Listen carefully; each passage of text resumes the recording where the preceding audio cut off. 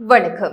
நீங்கள் இணைந்திருப்பது சமூகத்தின் மதிய நேர பிரதான செய்திகளோடு இணைந்து கொள்ளும் நான் டோரின் புஷ்பராஜா. விரிவான செய்திகளுக்குள் செல்வதற்கு முன்பதாக முதலில் தலைப்புச் செய்திகள். மட்டக்களப்பு நகரில் அதிகாலை பயங்கர தீ, வர்த்தக நிலையங்கள் சேதம். சிறைச்சாலை மோதல், களமிறங்கும் மனித உரிமைகள் ஆணைக்குழு, குற்றத்தடுப்பு மற்றும் குற்றப்புலனாய்வு திணைக்களம் தீவிர விசாரணை. டெங்கு தடுப்பூசி விரைவில் அறிமுகம், அடுத்த 4 வாரங்கள் மிகுந்த அவதானம், அமைச்சர் அறிவிப்பு.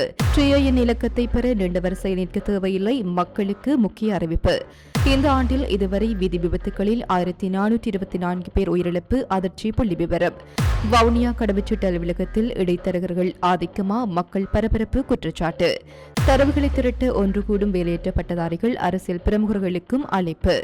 அடுத்த சில மாதங்கள் மழை குறையும், எல்னினோ குறித்து அதிகாரிகள் எச்சரிக்கை. இலங்கைக்கு கடத்த முயன்ற 120 சோடி புறாக்கள் பறிமுதல், 2 கைது. அவை எமது தலைப்புச் செய்திகள். இனி தொடர்பான விரிவான செய்திகள். மட்டக்களப்பு நகர மத்தியில் உள்ள பல வர்த்தக நிலையங்களில் இன்று அதிகாலை ஏற்பட்டு பாரிய தீ விபத்தில் சுமார் 5 கடைகள் தீக்கிரையாகி கடுமையான சேதமடைந்துள்ளன. இன்று அதிகாலை சுமார் 5 மணியளவில் திடீரென ஏற்பட்ட தீ ஒன்றுக்கொன்று அண்மையில் அமைந்திருந்த வர்த்தக நிலையங்களுக்கு வேகமாக பரவியதாக தெரிவிக்கப்படுகிறது. தகவல் அறிந்து சம்பவ இடத்திற்கு விரைந்து தீயணைப்பு படையினர், போலீசார் மற்றும் உள்ளூர் பொதுமக்கள் இணைந்து தீயை கட்டுப்பாட்டுக்குள் கொண்டுவர தீவிர நடவடிக்கைகளை முன்னெடுத்தனர். இந்த தீ விபத்தில் சுமார் 5 வர்த்தக நிலையங்கள் கடுமையாக சேதமடைந்துள்ளது. தீ விபத்துக்கான காரணம் மற்றும் ஏற்பட்டுள்ள சொத்து சேதத்தின் முழுமையான விவரங்கள் இதுவரை உத்தியோகபூர்வமாக அறிவிக்கப்படவில்லை. சம்பவம் தொடர்பில் மட்டக்களப்பு போலீசார் மேலதிக விசாரணைகளை ஆரம்பித்துள்ளனர். இதற்கிடையில் கடந்த சில நாட்களாக மட்டக்களப்பு பகுதியில் தொடர்ச்சியாக தீ விபத்துகள் பதிவாகி வருவதால் அப்பகுதி மக்களிடையே அச்சமும் பதற்றமும் அதிகரித்துள்ளதாக தெரிவிக்கப்படுகிறது. வீட்டி கேஷ் அண்ட் கரி வீட்டி சூப்பர் ஸ்டோரின் கல்யாணி அன்னபூரணி பிராண்டில் அன்றாட வாழ்க்கையின் அனைத்து பொருட்களையும் ஒரே இடத்தில் பெற்றுக்கொள்ள வீட்டி கேஷ் அண்ட் கரி பாரிஸின் லாட்சப்பல். நீர்கொழும்பு சிறைச்சாலையில் இடம்பெற்ற சம்பவம் தொடர்பில் விசேட விசாரணை ஒன்றை நடத்துவதற்கு இலங்கை மனித உரிமைகள் ஆணைக்குழு தீர்மானித்துள்ளது. குறித்த சம்பவம் தொடர்பில் முழுமையான விசாரணையை நடத்த ஆணைக்குழு தீர்மானித்துள்ளதாக மனித உரிமைகள் ஆணைக்குழுவின் ஆணையாளர் நிமல்ஜி புஞ்சிகேவா தெரிவித்துள்ளார். அதற்காக நேற்று நீர்கொழும்பு சிறைச்சாலைக்கு தமது அதிகாரிகள் குழு ஒன்றை அனுப்பிய போதிலும் அங்கு நிலவிய அமைதியற்ற சூழல் காரணமாக விசாரணைகளை ஆரம்பிக்க முடியாமல் போயுள்ளது. எவ்வாறாயினும் எதிர்வரும் சில நாட்களில் நீர்கொழும்பு சிறைச்சாலைக்கு சென்று குறித்த சம்பவம் தொடர்பான முழுமையான விசாரணைகளை ஆரம்பிக்க உள்ளதாக நிமல்ஜி புஞ்சிகேவா மேலும் தெரிவித்தார். நீர்கொழும்பு சிறைச்சாலையில் இடம்பெற்ற வன்முறை சம்பவங்கள் குறித்த விசாரணைகளை கொழும்பு குற்றத்தடுப்பு பிரிவு மற்றும் குற்றப்புலனாய்வு திணைக்களம் இணைந்து ஆரம்பித்துள்ளன. இதற்கான நீதிமன்ற உத்தரவும் பெறப்பட்டுள்ளது.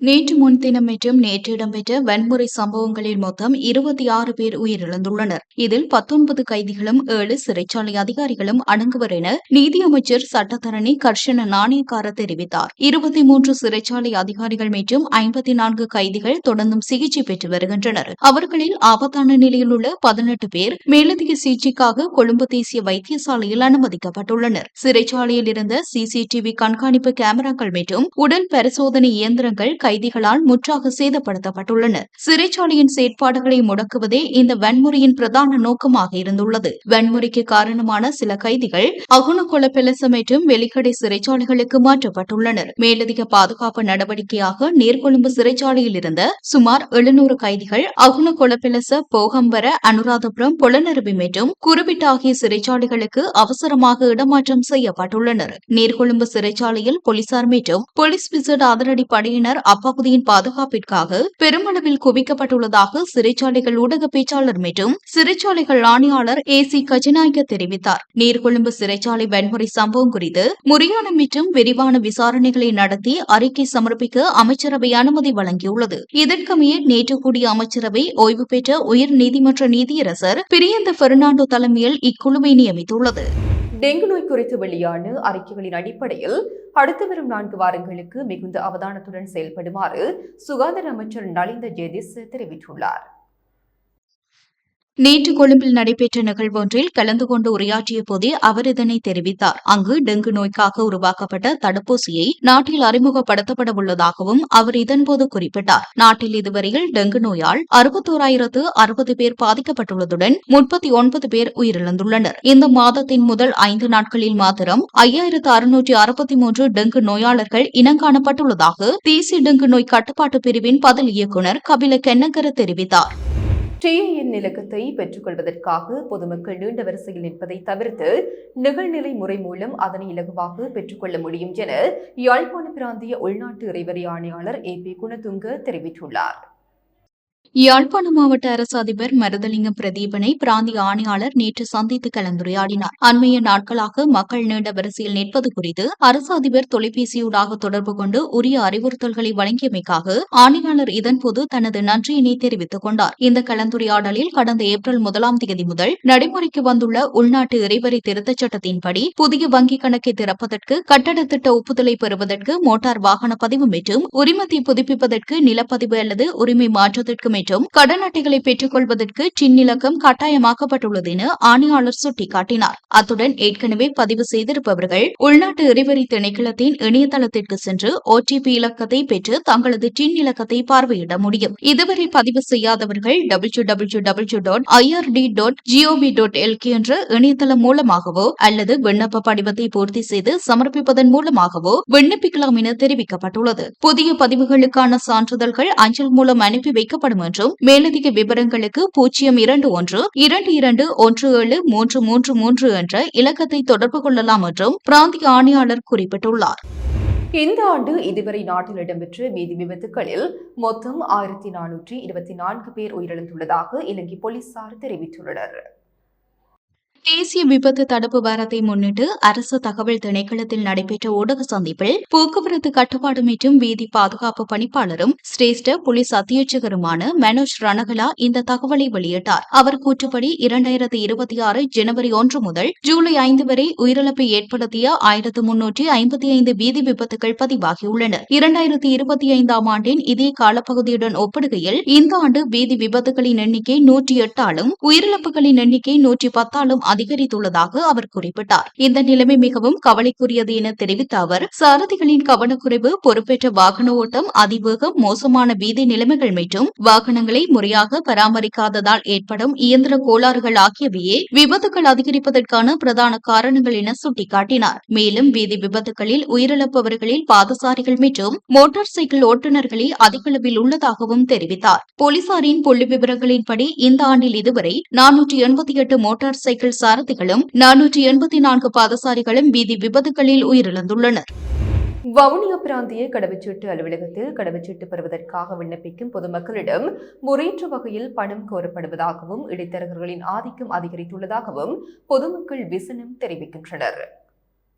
சம்பவம் குறித்து மேலும் தெரியவருவதாவது மன்னார் மாவட்டத்தைச் சேர்ந்த தாய் ஒருவர் கணவன் வெளிநாட்டில் வசித்து வரும் நிலையில் தனது 10 வயதிற்குட்பட்ட 2 பிள்ளைகளுக்கு கடவுச்சீட்டு பெறுவதற்காக வவுனியா கடவுச்சீட்டு அலுவலகத்திற்கு சென்றுள்ளார். அங்கு விண்ணப்பங்களை சமர்ப்பித்த போது ஆவணங்களில் குறைபாடுகள் இருப்பதாக கூறி அவற்றை சரி செய்து கடவுச்சீட்டு தர 2,50,000 ரூபாய் பணம் கோரப்பட்டுள்ளது. எனினும் அந்த தாய் எவ்வித மேலதிக பணத்தையும் வழங்க மறுத்து அதே விண்ணப்பங்களுடன் கொழும்பில் உள்ள பிரதான கடவுச்சீட்டு அலுவலகத்திற்கு சென்றுள்ளார். அங்கு எவ்வித குறைபாடுகளுமின்றி எவ்வித மேலதிக கட்டணமுமின்றி ஒரே நாளில் அவசர சேவையின் கீழ் தனது 2 பிள்ளைகளுக்கும் கடவுச்சீட்டுகளை பெற்றுள்ளார். இதேபோன்ற சம்பவங்களால் பாதிக்கப்பட்ட மக்கள் தெரிவிக்கையில் வவுனியா அலுவலகத்தில் இவ்வாறான முறைகேடுகள் திட்டமிட்டே நடைபெறுகின்றன. வெளிநாடு செல்வதற்காக அவசரமாக கடவுச்சீட்டுக்கு விண்ணப்பிக்கும் மக்களிடம் லஞ்சம் கோரப்படுகிறது. சிலர் கொழும்பு செல்வதற்கான அலைச்சல்களை தவிர்க்கும் பொருட்டு வவுனியா அலுவலகத்தில் கேட்கும் பணத்தை கட்டாயத்தின் பேரில் செலுத்தி கடவுச்சீட்டை பெற்று செல்கின்றனர் என தெரிவிக்கின்றனர். வவுனியா கடவுச்சீட்டு அலுவலகத்தில்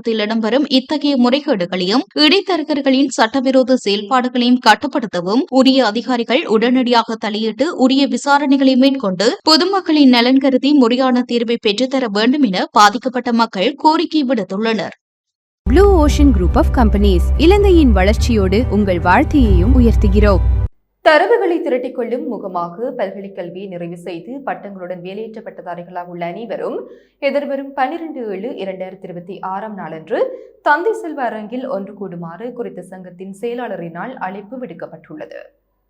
இது தொடர்பில் குறித்த சங்கத்தின் செயலாளர் நேற்று யாழ் ஊடகமையத்தில் ஊடக சந்திப்பொன்றை முன்னெடுத்து மேலும் கூறுகையில் பல்வேறு பட்டங்களுடனும் தகமையுடனும் பட்டதாரிகள் வேலையில்லாத போராட்டங்கள் என அலைந்து திரியும் நிலையில் அரசு வேலைவாய்ப்பாக இருந்தாலும் சரி, தனியார் தொழில் வாய்ப்பாக இருந்தாலும் சரி, யாரிடம் என்ன தொழில் தகமை இருக்கின்றது என்ற தெளிவு இல்லாதிருப்பதனால் பல்வேறு வாய்ப்புகள் தவறவிடப்பட்டுக் கொண்டிருக்கின்றது. குறிப்பாக தனியார் துறையில் பல்வேறு துறைகளில் தொழில் வாய்ப்புகளை வழங்க தொழிலதிபர்கள் முன் வருகின்றனர். ஆனால் அதற்கான தொழில் தகமை தரவுகள் எம்மிடமில்லாதிருக்கின்றது. இந்த நிலையில் பட்டதாரிகளின் தகவல் திரட்டுவது அவசியமாகின்றது. இந்த தகவல் திரட்டு எந்தவித பிற நோக்கங்களுக்கு முற்படாத வகையில் திரட்டப்படுவதால் வடக்கின் அனைத்து மாவட்டங்களினதும் வகையற்ற பட்டதாரிகள் ஒன்று கூடி தமது தராதரங்களை வழங்கி ஒத்துழைக்குமாறும் கோரியிருந்தார். மேலும் குறித்த தினத்தன்று மதியம் 1:30 மணியளவில் அனைத்து பட்டதாரிகளும் ஒன்றிணைந்து கலந்துரையாடல் ஒன்றை முன்னெடுக்க உள்ளதால் அனைத்து தமிழ் அரசியல்வாதிகள், பொது அமைப்புகள், சமூக ஆர்வலர்கள், கல்விமான்கள், குறிப்பாக பல்கலைக்கழக பேராசிரியர்கள் என அனைவரும் கலந்து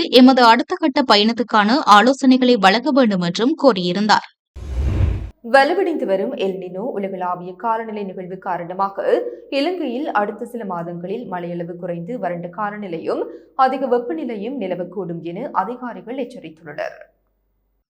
அரசாங்க தகவல் திணைக்களத்தில் நடைபெற்ற ஊடகவியலாளர் சந்திப்பில் இந்த எச்சரிக்கை விடுக்கப்பட்டது. சுற்றாடல் அமைச்சர் தம்மிக்க படபேந்தி தெரிவிக்கையில், எல்னினோ தாக்கத்தால் ஏற்படக்கூடிய சவால்களை எதிர்கொள்ள உணவு பாதுகாப்பு, நீர் மேலாண்மை மற்றும் எரிசக்தி பாதுகாப்பை மையமாக கொண்டு குறுகிய, நடுத்தர மற்றும் நீண்டகால செயற்திட்டங்களை நடைமுறைப்படுத்துவதற்காக கடந்த ஜூன் 22ஆம் தேதி விசேட குழு ஒன்று நியமிக்கப்பட்டுள்ளதாக குறிப்பிட்டார். இதேவேளை தற்போது தென்மேற்கு பருவமழை பெய்து வந்தாலும் எல்னினோ தாக்கம் காரணமாக ஜூலை மற்றும் ஆகஸ்ட் மாதங்களில் நாட்டில் மழையளவு கணிசமாக குறையக்கூடும் என வளிமண்டலவியல் திணைக்களத்தின் பணிப்பாளர் நாயகம் அஜித் விஜயமான தெரிவித்தார். அதே நேரம் 1982, 1997 மற்றும் 2015ஆம் ஆண்டுகளில் பதிவான வலுவான எல்னினோ காலங்களைப் போல இந்த ஆண்டும் அக்டோபர் மற்றும் நவம்பர் மாதங்களில் வழமையை விட அதிக மழைவீழ்ச்சி ஏற்பட வாய்ப்புள்ளதாகவும் அவர் சுட்டிக்காட்டினார். இதற்கிடையில் நாட்டின் முக்கிய நீர்த்தக்கங்களின் நீர்மட்டம் தற்போது 50 முதல் 65% வரை திருப்திகரமான நிலையில் இருப்பதாக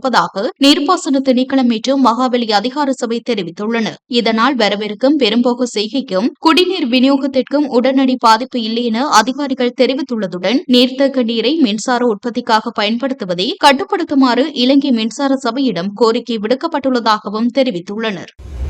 இலங்கைக்கு சட்டவிரோதமாக கடத்தும் நோக்கில் வாகனத்தில் கொண்டு செல்லப்பட்ட 120 சோடி புறாக்களை தமிழக போலீசார் இன்று காலை பறிமுதல் செய்துள்ளனர்.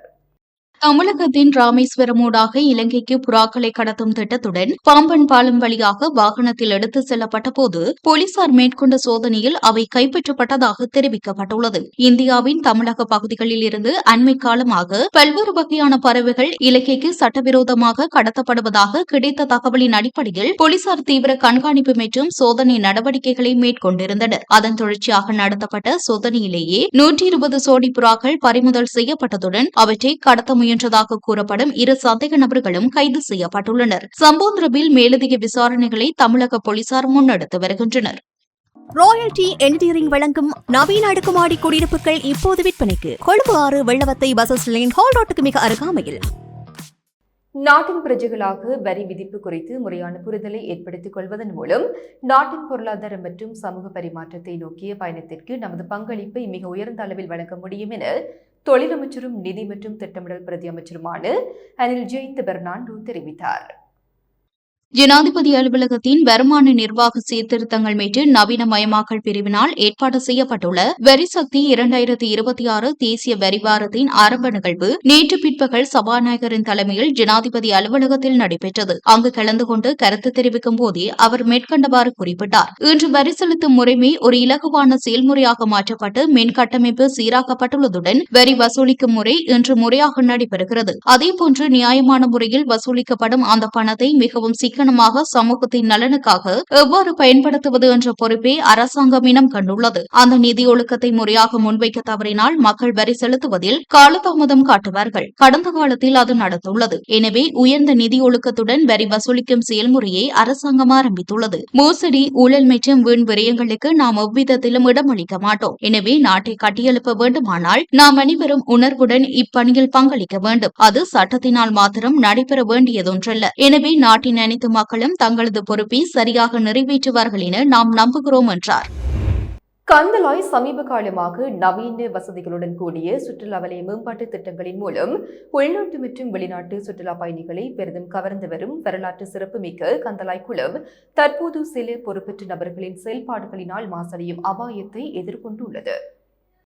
அழகுபடுத்தப்பட்டு வரும் கந்தளாய் குளக்கரை மற்றும் அதனை சார்ந்த வீதியோரங்களில் அடையாளம் தெரியாத நபர்களால் மூட்டை மூட்டையாக குப்பைகள் மற்றும் கழிவுகள் சட்டவிரோதமாக கொட்டப்பட்டு வருகின்றன. அரசாங்கத்தின் பில்லியன் கணக்கான ரூபாய் நிதி ஒதுக்கீடில் உடற்பயிற்சி உபகரணங்கள், நடைபாதைகள் மற்றும் நடமாடும் விற்பனை நிலையங்கள் உள்ளிட்ட பல நவீன வசதிகளுடன் கந்தளாய் குளக்கரை அண்மையில் மேம்படுத்தப்பட்டது. இதன் காரணமாக தினசரி நூற்றுக்கணக்கான உள்நாட்டு மற்றும் வெளிநாட்டு சுற்றுலா பயணிகள் இப்பகுதிக்கு வருகை தருகின்றனர். எனினும் வீதியோரங்களில் தேங்கி கிடக்கும் குப்பை கழிவுகள் மற்றும் அவற்றிலிருந்து வீசும் துர்நாற்றம் காரணமாக இப்பகுதிக்கு வரும் பயணிகள் பெரும் அசௌகரியங்களை எதிர்கொள்வதோடு அதிருப்தியையும் வெளிப்படுத்தி வருகின்றனர். சுற்றுலா பயணிகள் பயன்படுத்தும் வகையில் போதுமான குப்பை தொட்டிகள் அமைக்கப்பட்டிருந்த போதிலும் சிலரின் பொறுப்பேற்ற செயல்களால் இந்நிலை தொடர்வதாக பிரதேச மக்கள் தெரிவிக்கின்றனர். எனவே குப்பைகளை தினசரி அகற்றுவதற்கு சம்பந்தப்பட்ட அதிகாரிகள் உடனடி நடவடிக்கை எடுக்க வேண்டும் என்றும் அவர்கள் வலியுறுத்துகின்றனர். மேலும் குளக்கரை மற்றும் அதனை சார்ந்த வீதியோரங்களில் கண்காணிப்பை தீவிரப்படுத்தி சட்டவிரோதமாக குப்பைகளை கொட்டுபவர்களை அடையாளம் கண்டு அவர்களுக்கு எதிராக பாரபட்சமின்றி கடுமையான அபராதம் மற்றும் சட்ட நடவடிக்கை எடுக்க வேண்டும் என சமூக ஆர்வலர்கள் கோரிக்கை விடுத்துள்ளனர். இத்துடன் சமூகத்தின் மதிய நேர பிரதான செய்திகள் நிறைவு பெறுகின்றன. தொடர்ந்தும் சமூகத்தோடு இணைந்திருங்கள். எமது RIP பேச்சுக்கு கிடைத்த மரண அறிவித்தல்கள். யாழ் நைனாதீவு 2ஆம் வட்டாரத்தை பிறப்பிடமாகவும், புங்குடித்தீவு 7ஆம் வட்டாரம் ஊரத்தீவு மற்றும் சுவிஸ் ஆகிய இடங்களை வாழ்விடங்களாகவும் கொண்டிருந்த திரு பரராஜசிங்கம் ஜீவேந்திரன் அவர்கள் 6/7/2026 திங்கட்கிழமை அன்று சுவிஸில் காலமானார்.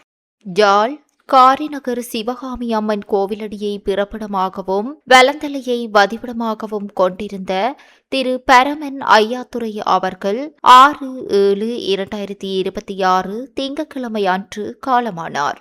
யாழ் மாதகல் கிழக்கை பிறப்பிடமாகவும் வதிவிடமாகவும் கொண்டிருந்த திரு துரையப்பா சோமசேகரம் அவர்கள் 5/7/2026 ஞாயிற்றுக்கிழமை அன்று காலமானார்.